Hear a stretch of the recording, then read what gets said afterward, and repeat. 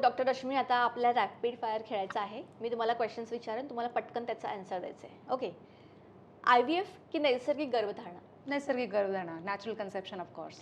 Egg freezing की embryo freezing? काय योग्य आणि का? Embryo freezing of course. कारण एम्ब्रियो हे मल्टिपल सेल स्टेज असते आणि एग हा सिंगल सेल असते. सिंगल सेलचं जेव्हा फ्रीजिंगपासून थॉईंग करतो आपण, डिफ्रीज करतो, तेव्हा मिळणारे जे अंड्यांची रिकव्हरी असते ती कमी असते. एम्ब्रियो म्हणजे बेबीचे भरपूर सेल्स असतात, तेव्हा ते फ्रीज करून जेव्हा थॉ करतो तेव्हा क्वालिटी पण तशी पूर्णपणे आपल्याला रिट्रीव्ह होते. फर्टिलिटी ट्रीटमेंट एका शब्दात सांगायचं झालं तर? खूप पेशन्सचं काम आहे, पेशन्सफुल जर्नी. ओके. संयम.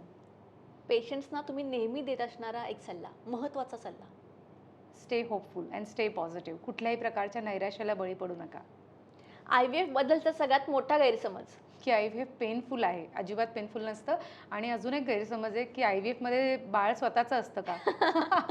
बाळ स्वतःचंच असतं.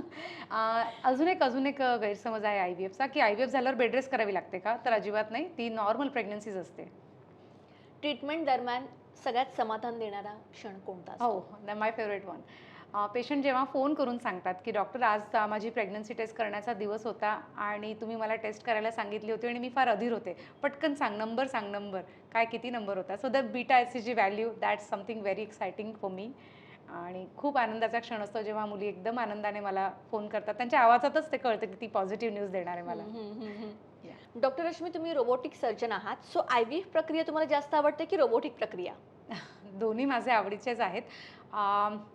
रोबॉटिक सर्जरी केली की लगेच 2 तासातच सर्जरी संपते आणि तुम्हाला लगेच आनंद होतो. IVFमध्ये आनंदाचा क्षण यायला थोडा वेळ लागतो. सो पेशन्सवालं आहे IVFमध्ये. ओके. तुमच्या लक्षात राहिलेली मेमोरेबल स्टोरी? प्रेग्नन्सी जर्नीमधली? ओके.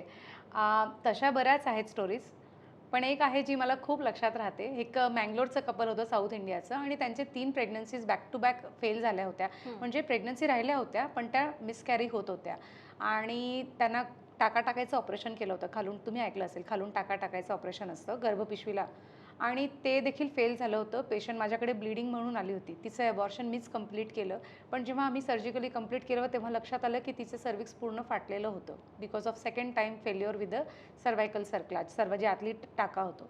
मग त्या पेशंटला मी इंटरवल लॅप्रोस्कोपिक सर्वायकल सर्कलाज केली, की ज्याच्यामध्ये आम्ही लॅप्रोस्कोपीद्वारे गर्भपिशवीला गाठ मारली प्रेग्नंट होण्याच्या आधीच, आणि लगेच त्याच्यानंतर 1च महिन्याचा गॅप दिला. पेशंट ऑलरेडी इम्पेशंट झाली होती म्हणून आम्ही तिला IUI कन्सेप्शन दिलं.